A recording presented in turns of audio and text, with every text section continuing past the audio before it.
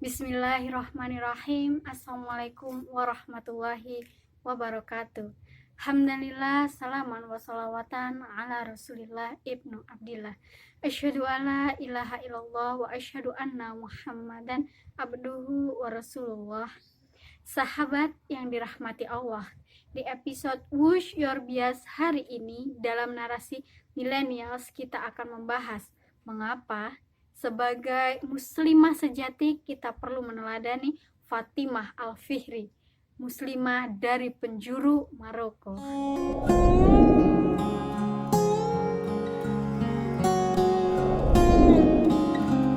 Dalam dewasa ini, kita sering mendengar bahwa muslimah selalu terkungkung dalam Islam.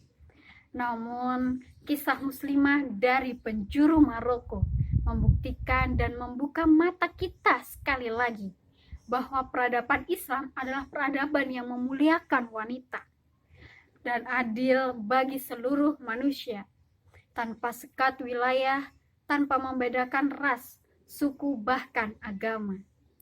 Justru, peradaban Islam melahirkan banyak tokoh-tokoh yang menginspirasi dunia, menopang dan memberikan segala kemudahan untuk tumbuh kembang ilmu pengetahuan, sehingga baik laki-laki maupun wanita berlomba-lomba bermanfaat untuk memberikan yang terbaik untuk sesama dalam beramal. Sejarah mencatat seorang muslimah yang dermawan, cerdas, serta visioner, Fatimah Al-Fihri. Saudara perempuan satu-satunya bernama Maryam. Pada kekhalifahan Abbasiyah 818 Masehi, keluarga Fatimah pindah dari Khairun, Tunisia menuju Fes, Maroko. Hanya dalam waktu 10 tahun tinggal di kota Fes, ayahnya telah sukses menjadi pengusaha besar. Kekayaannya melimpah ketika ayahnya meninggal dunia, meninggalkan warisan yang sangat banyak pada Fatimah dan adiknya. Tidaklah sebagaimana pada umumnya, Fatimah menggunakan kekayaannya dengan bijak untuk kebaikan yang terus mengalir, bahkan menyebar luas antero dunia.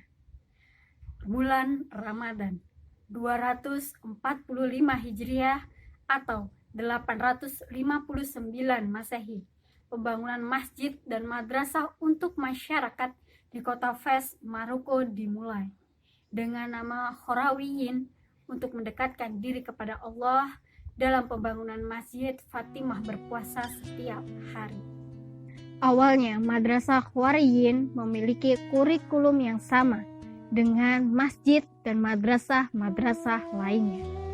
Pengajaran tentang ilmu-ilmu dan sakhofah Islam seperti tafsir Al-Quran, hadis, fikih, dan bahasa Arab. Namun, dengan berkembangnya dimasukkan pengetahuan umum seperti matematika, astronomi, fisika, kedokteran, sastra, hingga musik. Inovasi ini mengubah Madrasah Khorawiyin berbeda dengan madrasah yang lainnya, menjadi universitas yang megah dan besar.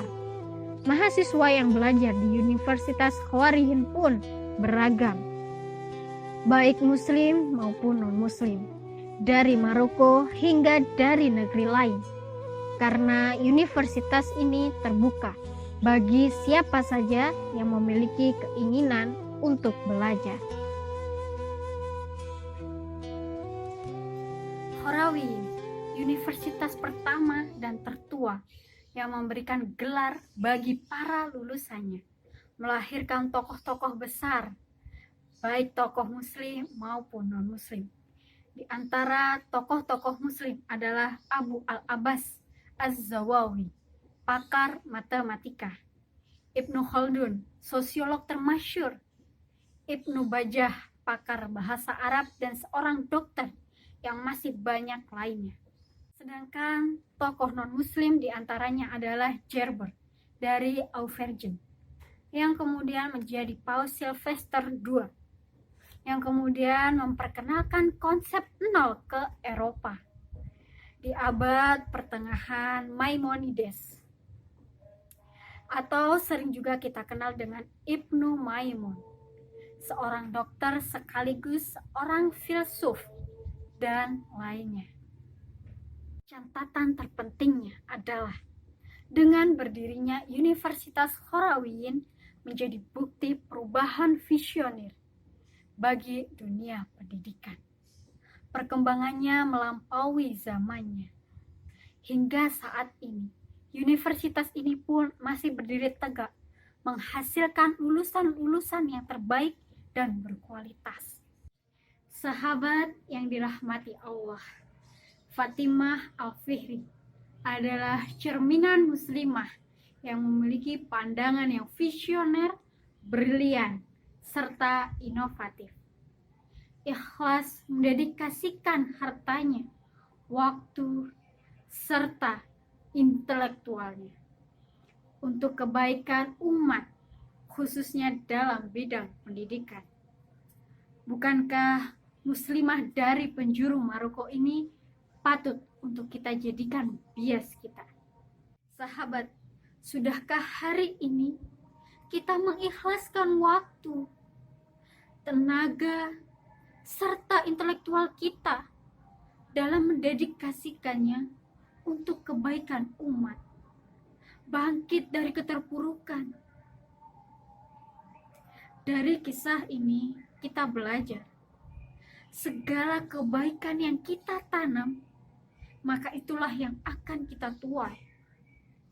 Begitu juga sebaliknya, sebagaimana amal jariah, pahalanya akan terus mengalir hingga kelak, walau nafas tak lagi berhembus.